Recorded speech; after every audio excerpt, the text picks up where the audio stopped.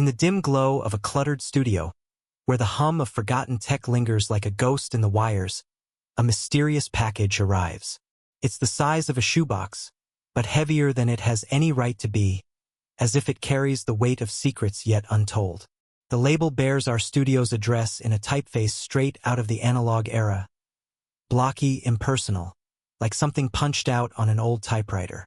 And the return address? Blank. Empty. A void staring back at us.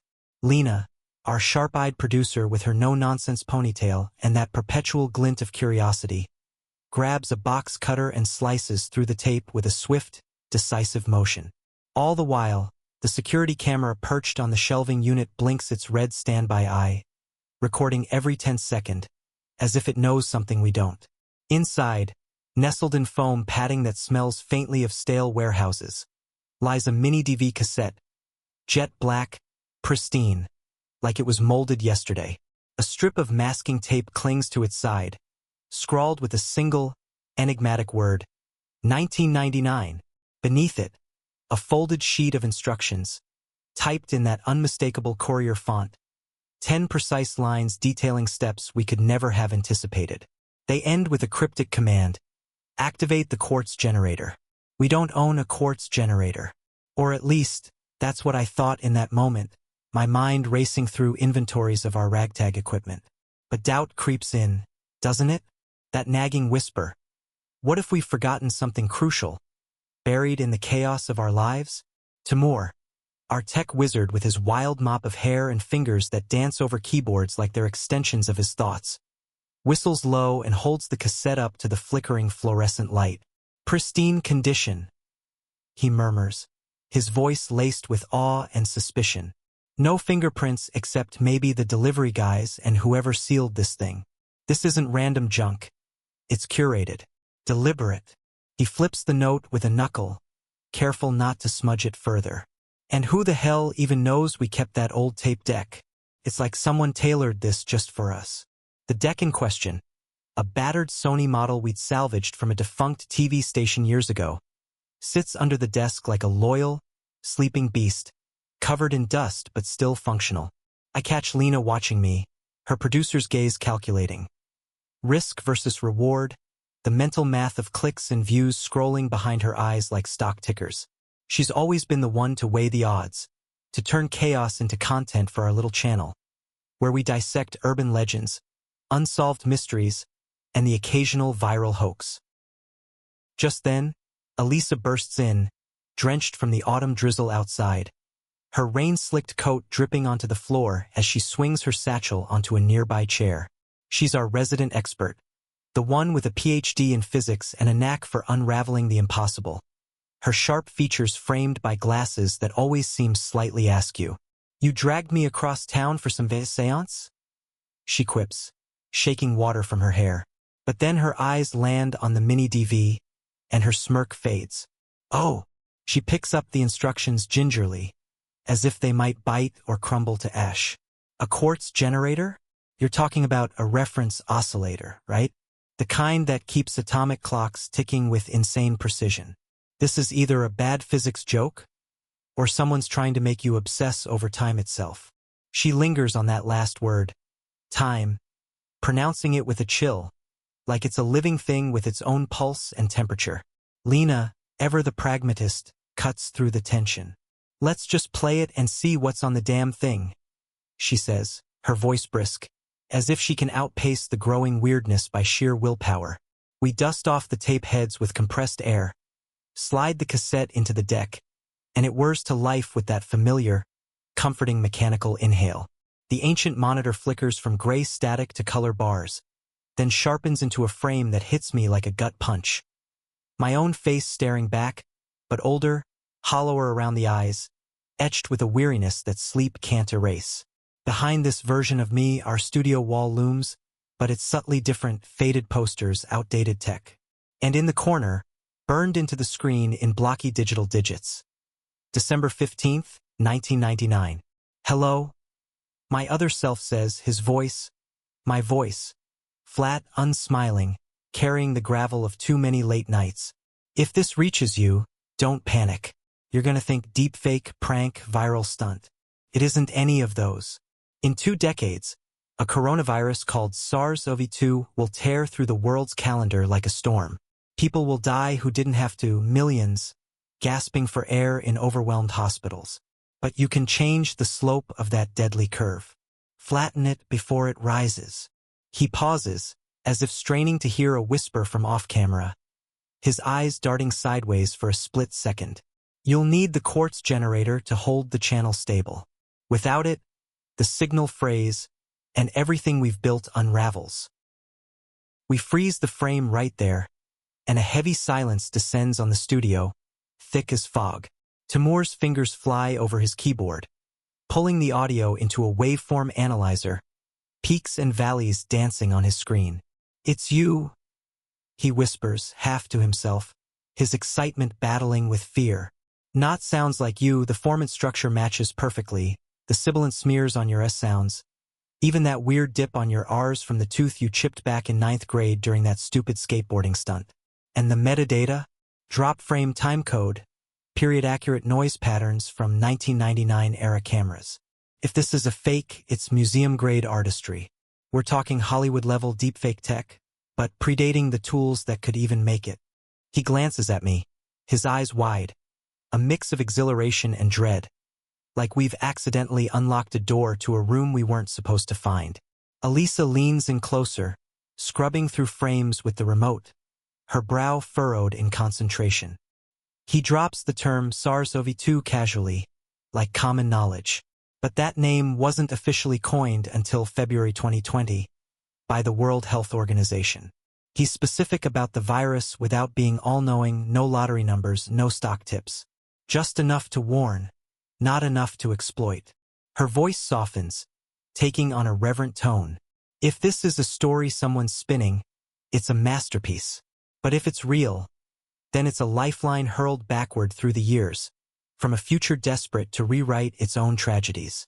She points to the instructions again, her finger tracing the lines. Quartz reference oscillators stabilize clocks to parts per billion. In a temporal communication channel, let's call it that, you'd need that steady heartbeat to keep the signal from drifting.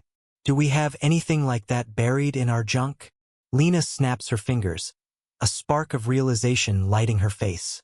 The junk room, that storage closet we never clean. 15 minutes later, we're elbow-deep in a graveyard of obsolete gear. Tangled cables, cracked monitors, relics from tech eras long past. She yanks free a metal box with a fractured faceplate, the label reading rubidium/quartz standard, lab surplus.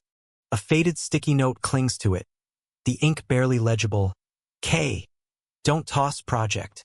That's my initial in my own handwriting, but I have no memory of writing it. None. The generator smells like dust and forgotten conferences, a faint metallic tang that clings to your nostrils. We plug it in, and a thin green LED flickers to life, bathing the room in an eerie glow.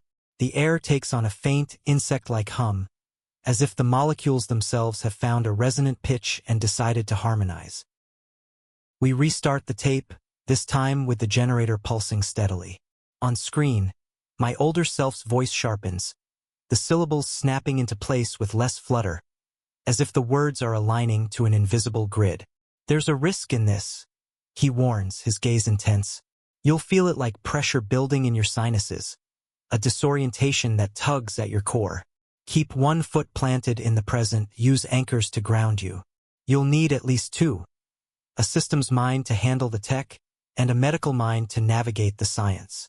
He stares straight through the lens, as if piercing the veil between then and now. "Timur, Alisa, please help them." Alisa's hand instinctively closes around the back of a chair, her knuckles whitening.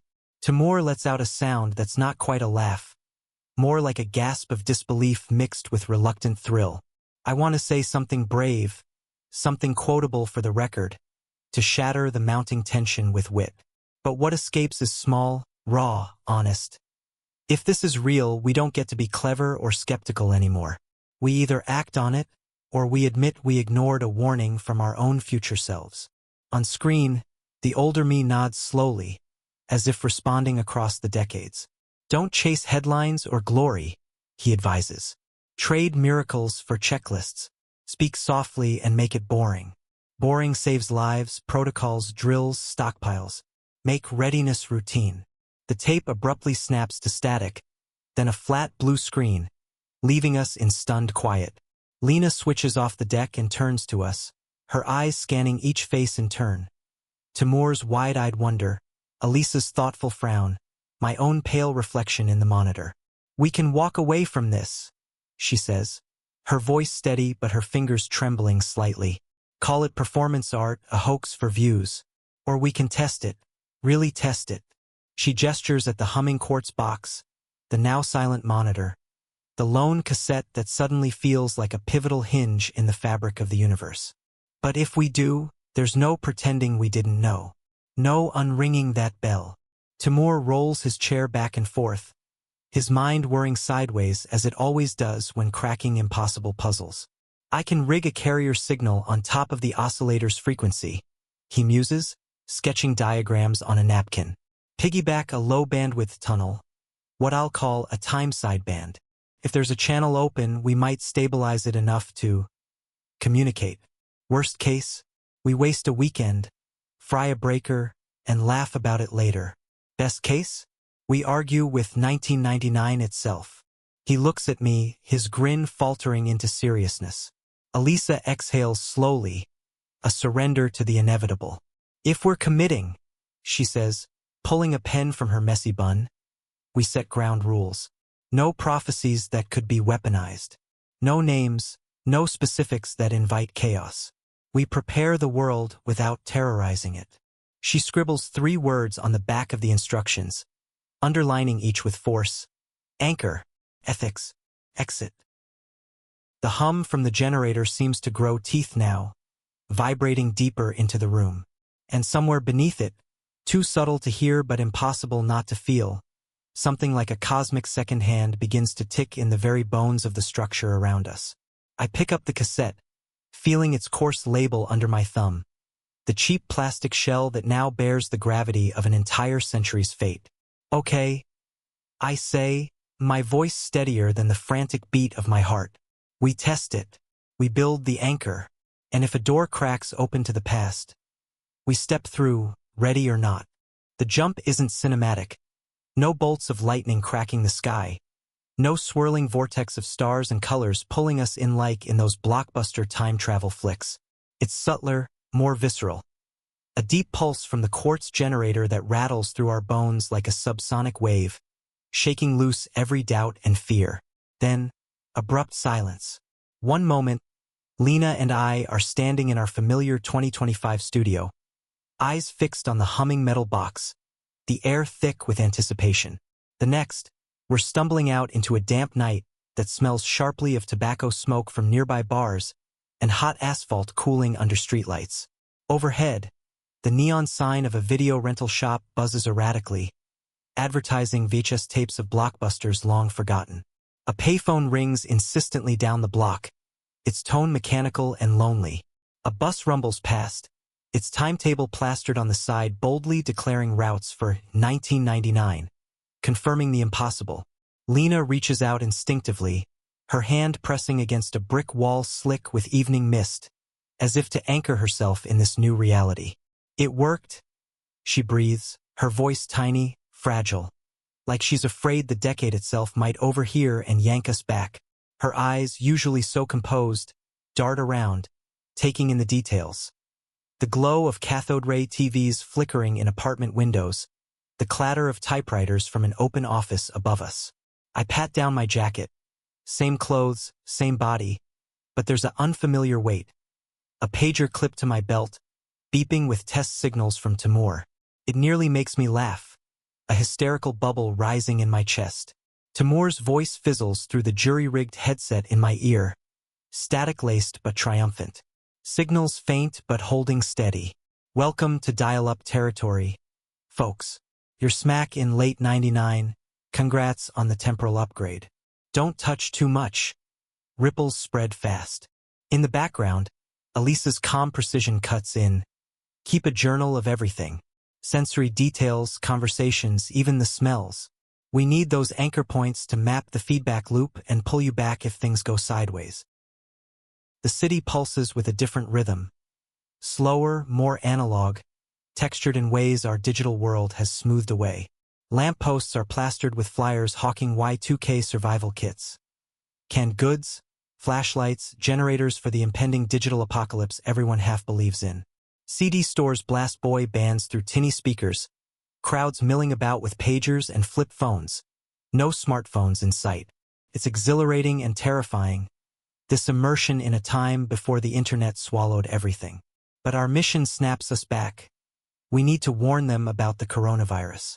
We test the waters carefully, whispering coronavirus to a newsstand clerk amid stacks of yellowing papers. He bursts out laughing, his mustache twitching. Viruses? Yeah. The only one killing us is that millennium bug everyone's panicking over. He taps the side of his bulky monitor dramatically, as if it might explode at midnight. The word COVID lands like gibberish from another planet, Martian nonsense in a world fixated on computer crashes. Not viral ones. Undeterred, Lena and I pivot, approaching a small local TV station tucked in a nondescript building. We pitch our story as preparedness tips for the new millennium, downplaying the futurism. The producer, a harried man with coffee stains on his tie, eyes us suspiciously but nods to a junior reporter to tape a quick segment. It airs the next evening. Our earnest warnings about masks, social distancing, and emerging viruses. But when we tune in from a dingy motel room, our hearts sink. It's been edited into a comedy sketch. Two jittery prophets raving about a flu born from the Y2K bug. The anchor winks at the camera, the studio audience chuckles, and Lena's fists clench until her knuckles bleach white, her frustration boiling over into silent tears. Back in 2025, the backlash echoes through the channel like distorted static. Alisa's voice sharpens with urgency. Be careful out there. Time resists big changes. It's like elastic. Push too hard, and it snaps back, erasing your efforts. Timur chimes in, his tone analytical but edged with worry. I'm monitoring the logs. Every major ripple you're causing is vanishing, overwritten in real time. History's got a self-healing protocol, patching over anomalies to maintain consistency.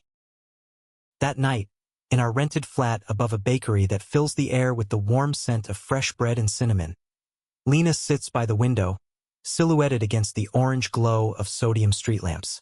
We can't shout warnings from the rooftops, she whispers, her breath fogging the glass. Not here, not yet. We'll get laughed into oblivion, and time will erase us before we make a mark. We need a quieter path, smaller seeds that can take root without drawing fire. I watch her reflection, distorted in the pain, and nod, feeling the weight of her words. We're two voices adrift in a year that doesn't believe in futures like ours, tethered to friends in a tomorrow that could dissolve with one wrong move. For the first time, I truly grasp what my older self meant by anchors. Not just tech, but people, memories, the stubborn ties that bind us across eras. The past is heavy, unyielding, a vast ocean of inertia, and bending it will demand more than a single storm of words. It'll require a persistent tide. We'd convinced ourselves the TV stunt was clever, a subtle entry point. But the morning after, the fallout crashes in like a wave of outdated dial-up gossip, spreading through fax machines and water cooler chatter. Newspapers rebrand us overnight as the Millennium Virus Twins, splashing our grainy faces alongside stories of psychics peddling doomsday visions and cultists hoarding canned beans. One tabloid runs a vicious cartoon, me clutching a crystal ball, foretelling the flu of doom, while Lena parades in a sandwich board scrawled with, "The end is nigh." The ink practically drips with mockery. I snatch up the paper from a street vendor, but Lena yanks it away before I can read the full sting. "Don't," she mutters, crumpling it and shoving it into a nearby trash bin with force. "It'll only fuel the doubt." But the damage seeps in anyway. At a corner cafe, where the aroma of strong black coffee mixes with cigarette smoke. Smoking indoors still the norm here. Two businessmen at the next table joke loudly enough for the whole room to hear. "Virus prophets, eh? Bet they're just washed-up programmers cashing in on Y2K hysteria. Next they'll say aliens are bringing the plague. Laughter erupts around their table. A chorus of derision that stabs at my chest. Not from wounded pride, but from the crushing futility. How do you fight a world that laughs off your truth as farce? Back in 2025, Timur's voice crackles through the quartz channel, laced with static and concern. Heads up, team. I cross-checked against archived broadcasts. And that segment? It doesn't exist anymore. It aired, sure, but the footage has been scrubbed, gone like it never happened. My logs show a rollback event, as if time itself chewed it up and spit it out. His usual dry wit falters. I can hear the unease creeping in, like he's staring at code that's rewriting itself. You're making too much noise down there. History's trimming the fat, erasing anything that sticks out too far. Alisa cuts in, her voice a steady anchor amid the storm, measured and thoughtful. Think of time as a coiled spring, full of potential energy. Push it too aggressively, and it rebounds with force, snapping back to its original shape. You can't bulldoze the past, it fights back by erasing the intrusion. Subtlety is your greatest weapon now. Plant seeds, not explosions. Speak in whispers that echo over years. Her words hang in the air, a blueprint for survival. Later that night, as rain patters against the flat's windows like impatient fingers, a young editor from the TV station, Pavel, with his nervous tick of chain smoking and eyes that dart like hunted prey, slips in unannounced, his coat dripping puddles on the worn linoleum. I believed you, he whispers, lighting a cigarette with trembling hands, the flame casting shadows that dance across his pale face. Or, I wanted to believe, but the boss gutted the segment, called it nonsense. Wouldn't even let me keep the raw tape. He stubs out the butt harshly in an ashtray, grinding it like he's crushing his own frustrations. You mentioned masks, labs, something bigger than Y2K. That wasn't random babble. Tell me what you really meant. Off the record. Lena glances at me, her expression torn between hope and caution. This is the crack we've been waiting for, a willing ear in the wall of skepticism. But even as she parts her lips to speak, the lamp overhead flickers ominously, and Timur hisses urgently in my ear. Careful, Kiril. Anything said too loudly, too specifically, might not stick. Time could overwrite it mid-sentence. Test the boundaries first. Small truths only. So I lean in close to Pavel, our breaths mingling in the dim light, and offer the tiniest sliver of honesty I dare. We're not prophets or charlatans. We're just deeply convinced the world isn't prepared for the wrong kind of pandemic. One that spreads through the air, silent and swift. Preparation beats panic every time. Write that down, even if no one ever prints it. Let it simmer in your notes. Pavel's hands shake as he scribbles furiously in his battered notebook, repeating under his breath, preparation, not prophecy. He looks up, almost relieved, as if we've handed him a rational lifeline in a sea of madness, something grounded he can cling to without feeling foolish. When he slips out into the night, Lena sinks into her chair, exhaustion etching lines on her face that weren't there yesterday. First warning, first failure, she says quietly, her voice heavy with defeat. If we keep charging ahead like this, we'll be ghosts before we even dent the timeline. I stare at the empty teacups between us, steam long gone, the cafe's mocking laughter still echoing in my ears like a taunt. But beneath it all, a fragile seed has been planted in Pavel's mind. Tiny, unassuming, yet potent enough to sprout if nurtured. The question is, will time let it grow, or will it prune that too? The cafe windows rattle with the rumble of a passing night tram, its bell clanging like a distant alarm. Lena traces absent circles on the scarred tabletop with her finger, her mind churning through strategies. Prophecy gets us nowhere. It's too flashy, too easy to dismiss as lunacy. If we keep screaming about COVID by name, we'll just look like crazier versions of those Y2K doomsayers. We need another language entirely, one that speaks in possibilities, not certainties. Her words bridge the decades, carrying across the quartz channel to 2025. Timur jumps in immediately, his voice buzzing with that late-night caffeine-fueled energy, keys clacking in the background. I can build that language for you. Not wild oracles or tabloid headlines, think academic papers, health bulletins, anonymous posts on those clunky late 90s Usenet boards.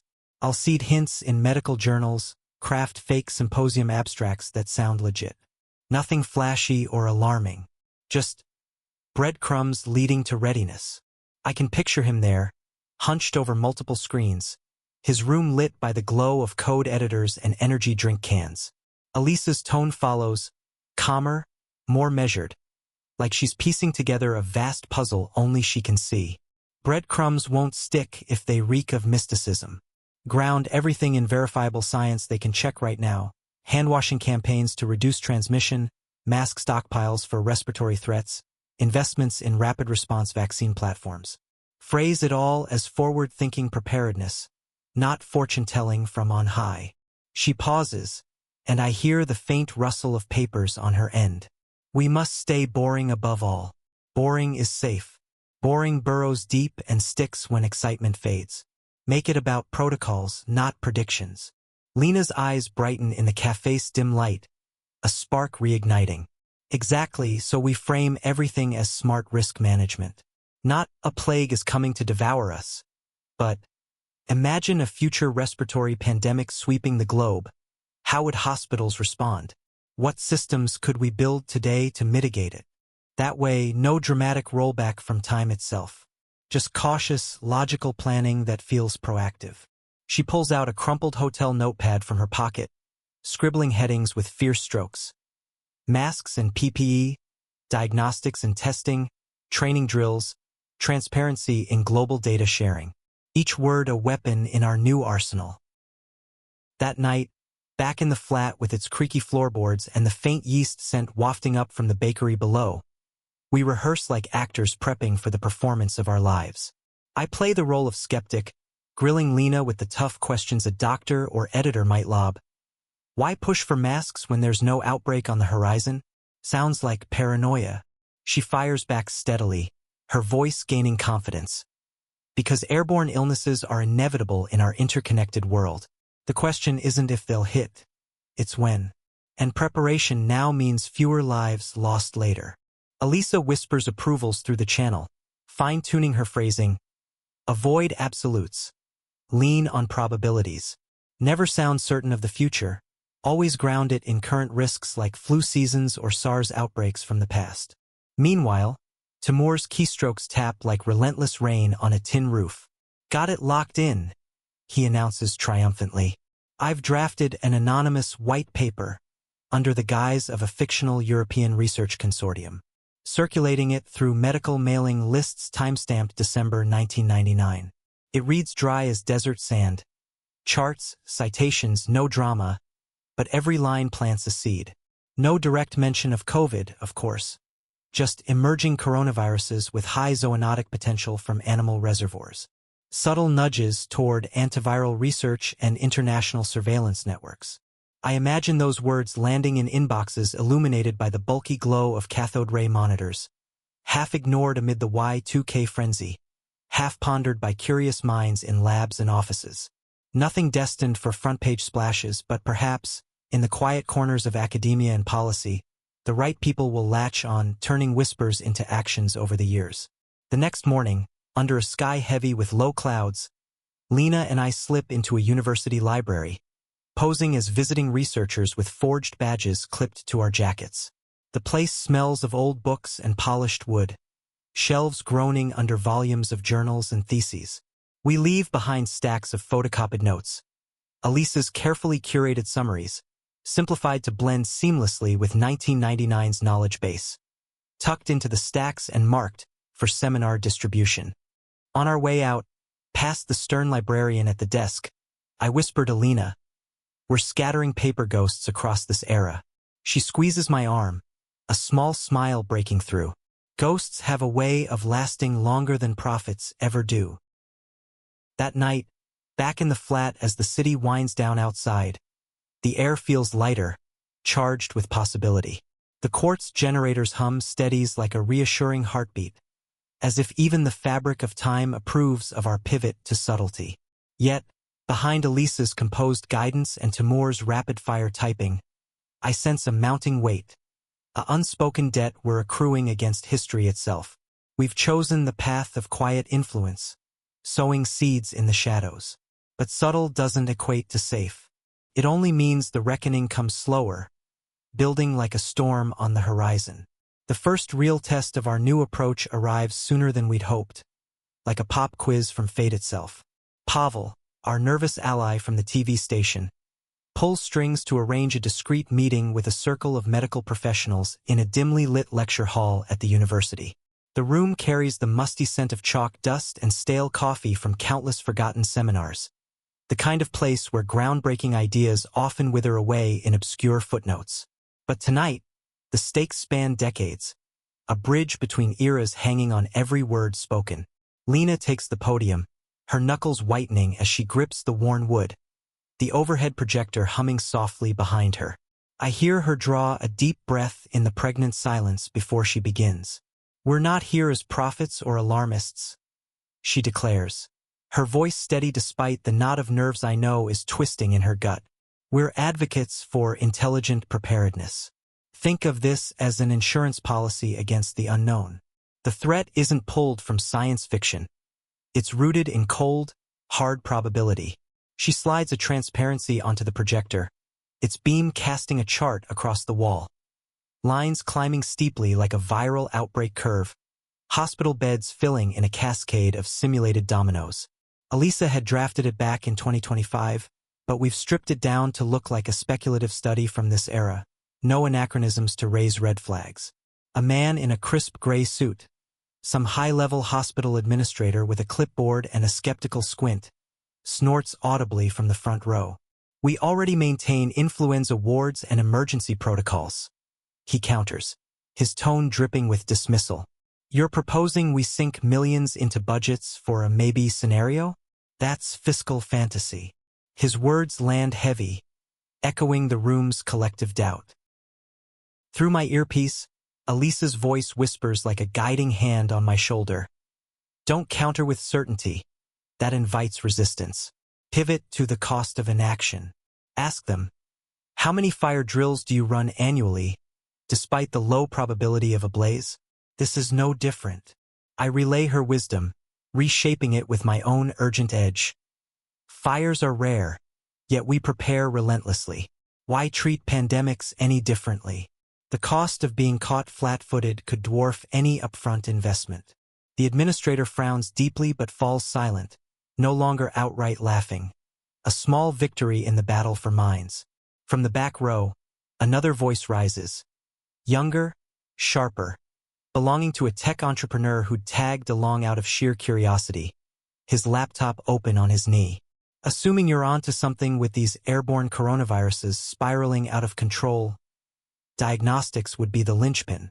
Speed saves lives. But could rapid testing even be feasible in a crisis?" His skepticism carries a thread of genuine intrigue, not outright rejection. That's our opening, a chink in the armor of doubt. Lena leans forward, seizing it. "It absolutely can be. Envision microchips no bigger than your fingernail, detecting viral fragments in mere minutes at the point of care. It's not pie in the sky. It's achievable engineering with today's tech trajectory. Startups should be prototyping it now, iterating before the need arises." The entrepreneur nods slowly, his pen flying across his notebook in hurried strokes, capturing ideas that might one day bloom into innovations. Yet, for every inroad we carve, resistance surges back like a tide. A seasoned doctor in the middle row raises her hand, her expression calm but unyielding. "Even granting your premises, convincing health ministries and funding bodies will take decades of lobbying. You two speak with an eerie certainty, like people who've glimpsed the future firsthand, not like fellow colleagues debating hypotheticals. That's your Achilles heel. It makes you sound less credible, more cultish." Her words slice deep, exposing the flaw we've been dancing around. Our knowledge bleeds through, tainting our delivery with unintended prophecy. Time pushes back against such intruders, and the audience senses it instinctively. I adjust the headset against my ear, whispering urgently, "Alisa?" We're losing them. Her reply filters through faint static. You're not here to win converts overnight. You're planting doubt, stirring questions. That's sufficient for now. Seeds thrive in silence, away from the spotlight. As the session wraps, the room empties in fragmented unease. Some attendees mutter about cranks wasting a perfectly good evening, shuffling out quickly. Others linger, lost in contemplative thought, murmuring to colleagues. The young entrepreneur pockets his notes without a backward glance, but I catch the spark in his eye, a mind ignited. In the echoing quiet that follows, Lena drops her stack of papers onto the desk with a thud, her shoulders slumping in exhaustion. We bought ourselves nothing but more suspicion, she sighs, rubbing her temples. I shake my head, placing a reassuring hand on her shoulder. No, we bought cracks in their certainty. And cracks are where the light seeps in, where change begins. But deep inside, I feel the accumulating weight of what Alisa has termed our debt to history.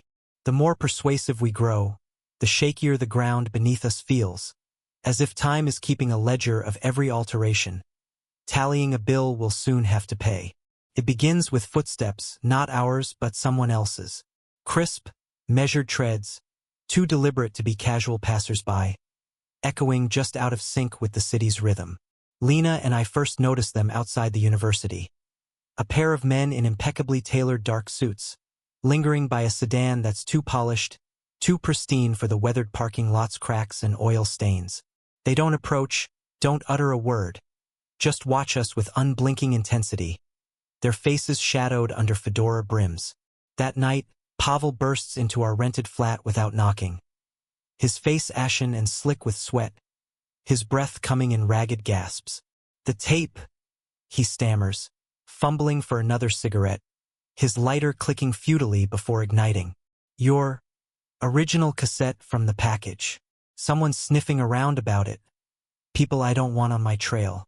They showed up at the station unannounced, flashing badges that looked official but felt off, asking about any unusual media deliveries or anomalous broadcasts. He inhales deeply, the smoke curling like a veil. I swear on my life, I didn't rat you out, but if they're digging, they'll unearth you soon enough. Lena springs into action, her producer instincts kicking in amid the panic. She rummages through a pile of VHS cases we'd scavenged from a dusty secondhand shop earlier that week, decoy relics from this era. Sliding the precious MiniDV cassette into a worn plastic sleeve labeled Disney's Tarzan. She stacks it amid half a dozen others. Animated classics, forgotten rom-coms. Then she shoves the lot into a cardboard box marked Kids' Movies in childish scrawl, taping it shut with deliberate care. Her fingers tremble, but her resolve holds. If they raid us, it'll blend right in, just another pile of family entertainment. No one double-checks cartoons. The Quartz channel from 2025 crackles to life amid the tension. Timur's voice emerges low and urgent, laced with the hum of his cooling fans. It's not just boots on the ground chasing you. I've detected digital probes, automated queries hammering archives, scanning for broadcast anomalies, even pinging old Usenet logs for keywords like future virus warnings. Someone's hunting you in the networks too, following every digital breadcrumb. I can lay false trails, spoof some data to mislead them, but it's like playing chess against a ghost opponent I can't fully see. Alisa interrupts, her voice taut with newfound alarm. It's worse than mere pursuit. I've been monitoring the time echoes, the subtle ripples in causality. Minor events are shifting around you. A lecture slated for next week has retroactively already occurred in records. A newspaper editorial pops up days early, its content tweaked. The timeline is smearing, like wet ink bleeding across a page. She pauses, and I hear the weight in her silence. That kind of distortion only happens when competing forces wrestle over the same pivotal moments. You're not alone in this era. Something or someone is countering your moves.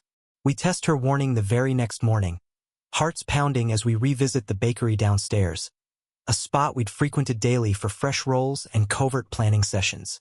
The owner, a kindly woman with flour-dusted aprons and a warm smile, stares at us blankly. First time here, dears? Never seen you before, she insists, though Lena pulls out crumpled receipts from her pocket, dated and stamped with the shop's logo. It's not paranoia. The past is warping under our influence, memories and evidence bending like reeds in a wind. That evening, as dusk paints the streets in long shadows, we spot the suited men again, this time stationed across from our flat, feigning interest in newspapers that never turn a page, their postures too rigid, too vigilant. Their faces remain bland, almost featureless in their studied composure, the archetype of men who blend into any crowd, belonging everywhere and nowhere at once. Lena whispers fiercely, her eyes locked on the window. If they seize the cassette, the entire loop shatters. We lose our proof, our anchor to the future. She presses the taped-up box of kids' movies into my hands, its weight a talisman. We need to hide it better, somewhere even our own minds won't recall until the crisis demands it. A safety deposit box, perhaps, or buried in a public park under a marked tree. But as the words leave her lips, the room's lights flicker. Just once. An imperceptible blink that sends a shiver through us. I feel it resonate in my bones, sharper than the generator's familiar hum, invasive and warning. Time itself has twitched, reacting to our plan to safeguard its own artifact. In that moment, the truth crystallizes. We're no longer mere visitors in 1999. We're active pieces on a vast, invisible board, where history has awakened and begun to push back with its own inscrutable strategy. Timur shatters the heavy silence first, his voice through the channel quieter than I've ever heard it, laced with a reluctance that chills me. I finally traced the metadata on that original package, the one with the cassette. Spent the last 2 nights diving deep into routing headers, encryption stamps, hidden timestamps. He pauses, drawing a shaky breath. It didn't originate from some anonymous void. Came from us. Our own server farm 25 years from now. Digitally signed by your credentials, Kiril. We're the architects of this loop. The revelation hollows out the room, sucking the air from our lungs. Lena meets my gaze, her expression a mix of resignation and fire, as if she'd half suspected this twist all along. So we're not just pawns reacting to a mystery delivery, she says. We're the ones who initiated it. Future us, closing the circle to ensure the warning endures. I want to feel a surge of triumph, a validation of our efforts. Instead, a cage clamps down around me, cold and unyielding. If the loop is self-contained, authored by our own hands, then every step we've taken was predestined, scripted in advance. My voice trembles. That means no matter how we twist and turn, the cassette always arrives. We never truly had free choice. It's all inevitable. No, Lena snaps back, her anger cutting through the stale air like a blade, her eyes blazing. That means we have to honor the intent. If Futura sent it, it's because shouting louder, pushing harder, could ruin innocent lives here in 99. These people, the bakers, the editors, the everyday folks, never signed up for their world to be rewritten on our whim. I push back, heat rising in my chest. And if we tiptoe too delicately, whisper too softly, millions still perish in 2020. Gasping in ICUs, families shattered. That's not abstract statistics. That's real suffering. Every hesitation, every be cautious mantra, exacts a human cost we can't ignore. Timur mutters through the headset, his tone weary. You're both right, damn it, and that's the cruel heart of the problem. But it's Alisa's voice that anchors the chaos, calm yet edged with steel, brooking no further spiral. Listen closely. We're not descending to play gods or rewrite every flaw in history. We're here to tilt the scales, just one precise, calculated movement. Anything more extravagant, and the timeline frays irreparably. Frayed timelines don't bend. They collapse into paradoxes. She pauses, and I hear the faint creak of her chair as she leans forward. You've already witnessed the harbingers. Events shifting like sand, memories evaporating like morning dew. We're teetering on the edge of that abyss. Lena sinks heavily onto the bed, her face pale in the desk lamp's harsh glow, shadows accentuating the exhaustion carving into her features. So we select one final, decisive step. One targeted message, one surgical strike. No more scattering, no less restraint. I paced the cramped room, my heart pounding like a caged bird against ribs, the suited men's vigilant stares burning in my mind, the smearing days blurring at the edges, the self-addressed package mocking us with its circular logic. It all converges into a crushing inevitability. And if our choice is the wrong one? I ask, my voice cracking under the strain. Alisa doesn't respond immediately, letting the question hang. When she speaks, her tone softens to something almost maternal, laced with quiet sorrow. Then the loop fractures beyond repair. And if it breaks entirely, none of us may exist long enough to mourn the loss. For the first time since our leap into 1999, I look at Lena, not just as my steadfast producer and partner in this madness, but as my sister, the blood tie we'd kept understated amid the chaos. The one person whose unwavering presence has kept me grounded through the temporal storm. Her eyes meet mine, tired yet fierce, a mirror of shared history from childhood scrapes to this cosmic gamble. One step, she echoes, her words a solemn verdict. In the profound stillness that follows, the truth dawns. Our greatest fight isn't against the stubborn past or the uncertain future anymore. It's within ourselves, balancing the urge to save everyone against the humility to change just enough. The city thrums with electric anticipation on the final night of 1999, the eve of a new millennium pregnant with hopes and fears. Fireworks test bursts crackle in the distant sky like premature celebrations, storefronts hawk, Y2K survival kits, stacked with candles, bottled water, and emergency radios, while TV stations gear up for wall-to-wall live countdowns. Revelers spill onto streets, toasting with cheap champagne under strings of twinkling lights. But Lena and I aren't bound for any party. We're stealthily heading for the broadcast tower on the city's edge, a skeletal spire piercing the night sky, humming with the power of analog signals. Timur's voice guides us through the headset, his fingers flying across keys in 2025 like a conductor orchestrating chaos.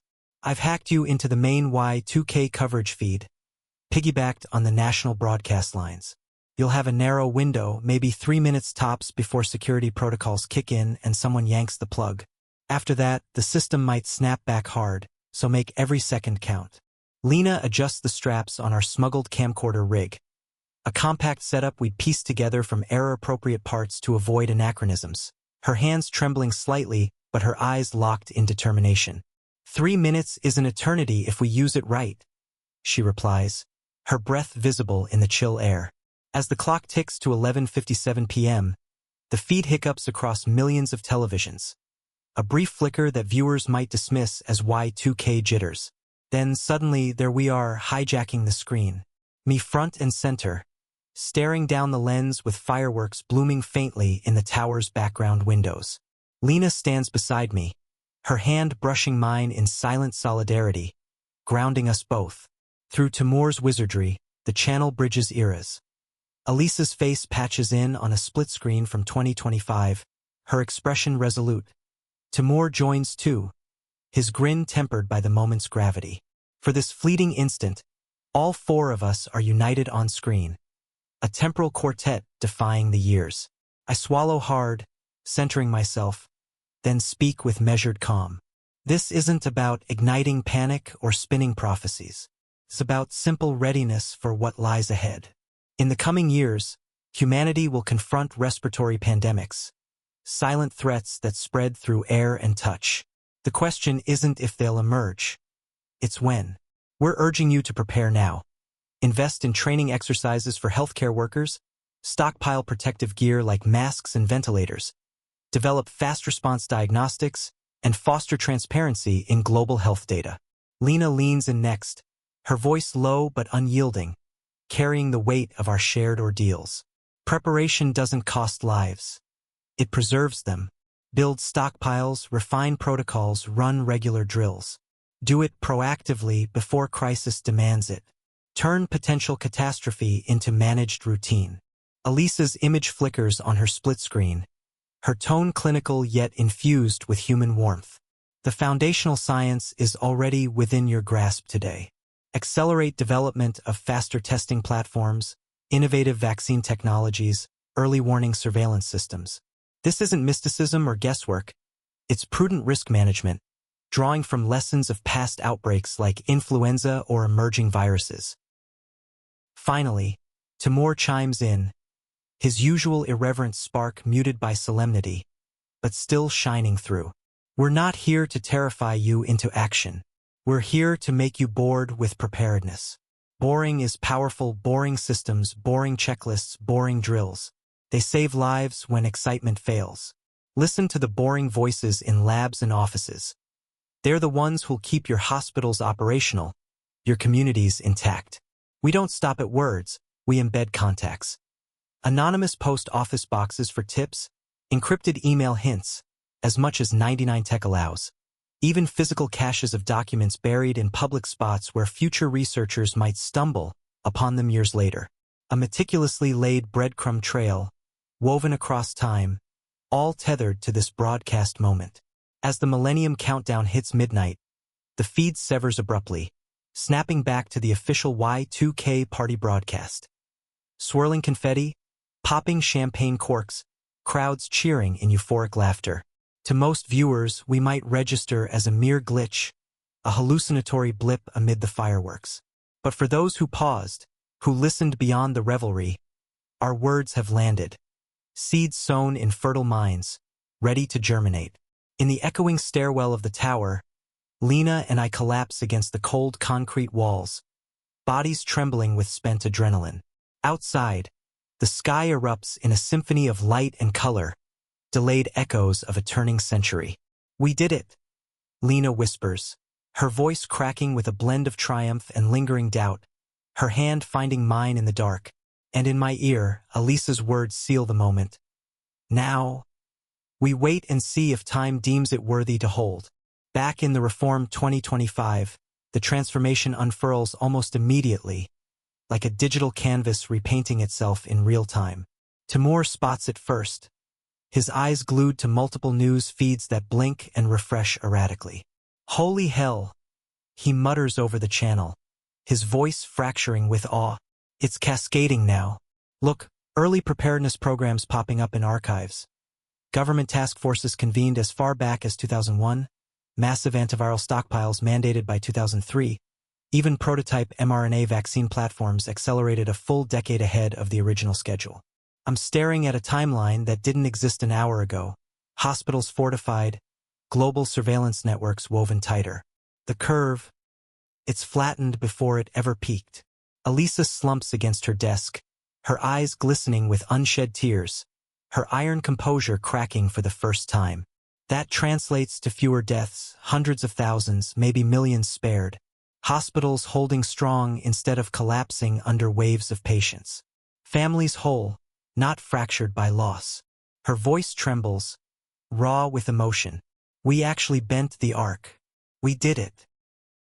But the euphoria is short-lived, eclipsed by a subtler, more piercing erasure. Alisa's search window stutters, then reloads with altered results. Kiril, she whispers urgently, swiveling her screen toward Timur. Your channel, it's vanishing. Subscriber counts plummet like sand draining from an hourglass.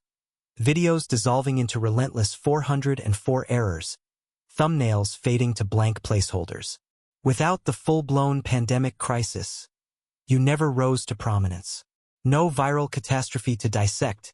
No audience hungry for warnings. The very fame that defined you evaporates. On our end of the tether, in the tower's stairwell, the world dims around me. Colors leaching away, my reflection in the grimy window growing faint, translucent, as if the glass questions my right to exist there. Lena's hand passes through my sleeve like mist through fingers, and she gasps, horror dawning. No, this can't. You're my brother, Kiril, not just a vessel for this cause. You can't fade away. I attempt a joke to lighten the blow, something brave to mask the terror clawing inside, but my throat constricts, words failing. The harsh truth crashes in. My identity, my channel, my purpose. They were all forged in the fires of the original pandemic's chaos. By averting it, I've severed the roots sustaining me, like a tree uprooting itself to save the forest. Timur's voice buzzes frantically, his composure unraveling. We anchored you as solidly as possible, tied your essence to the loop's constants. This shouldn't unravel so swiftly. Why now? He sounds less like our unflappable hacker and more like a desperate kid clutching a slipping balloon string. Alisa responds in a hushed whisper, as much to console herself as us. Because history doesn't owe him enduring fame or a spotlight. It only owes the world its survival. Kiril was the messenger, the catalyst, not the eternal message. In this better timeline, messengers like him become footnotes, not legends. Outside the tower windows, fireworks continue their symphony, radiant bursts illuminating Lena's face in flashes, her tears glistening like stars. In that light, I confront the uncalculated price. The brighter the world we forged, the dimmer my place within it becomes. She clings to me regardless, her grip fierce even as her fingers meet only ethereal resistance. If you disappear, she vows, her voice a fierce whisper, I'll remember every detail, every laugh, every fight, every moment that made you real. Even if the world forgets, I won't. But her words echo from an increasing distance, as if she's receding down a lengthening corridor, the tether stretching thin. The unraveling sweeps in gentle waves, each softer than the last, like a receding tide pulling me under. My body turns translucent, the contours of my hands flickering like glitchy afterimages on an aging CRT screen, pixels dissolving into static. Lena clutches at me desperately, her nails biting into her own palms since they can't grasp my fading form. Stay with me, Kiril, she pleads, her voice breaking, though we both know the inexorable laws governing this aren't swayed by love or willpower alone. Through the channel, Timur's tone edges toward panic, uncharacteristic for our steady tech anchor.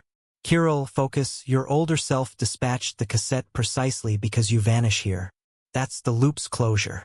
You must seal it now. His keyboard clatters urgently. Upload the final contingency file. Set it as a dead man's switch. Publish if I don't check in. That ensures the warning endures, even if we lose you. My chest feels hollow, breaths traveling vast distances before escaping, but I summon the will to act. My fingers, semi-ethereal, wrestle with the laptop keys, each stroke battling the encroaching static in my very being. The file's title pulses on the screen. I warned the world about COVID in 1999.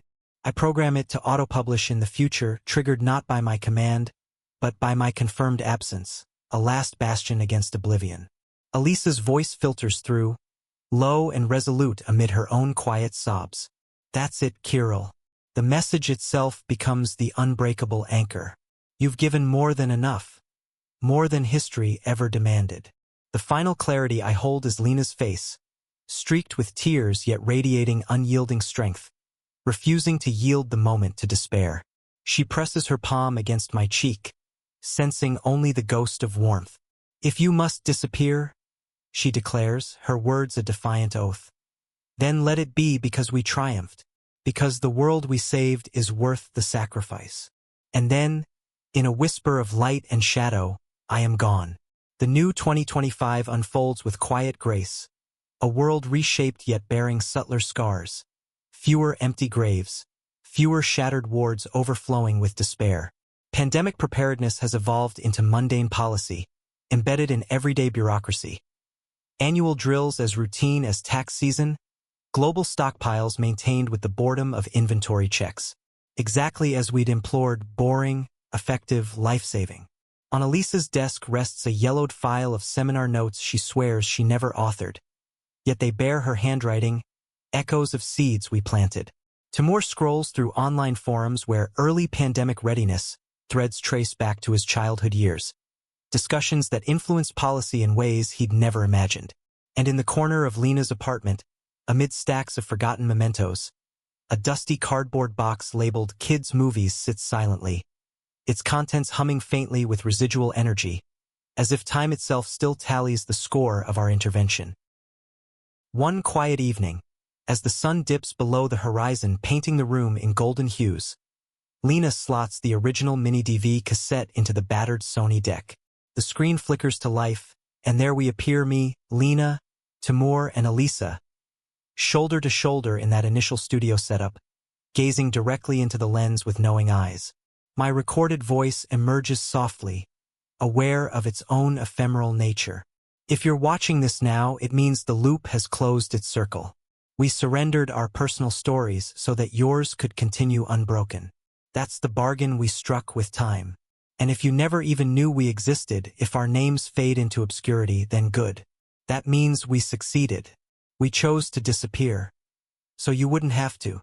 The tape concludes on that frozen frame of the four of us. A tableau not seeking belief, applause, or monuments. Just a quiet testament that, once upon a fractured timeline, we were here. We dared to step through the door, to tilt the world toward light, and to vanish gracefully so it could endure.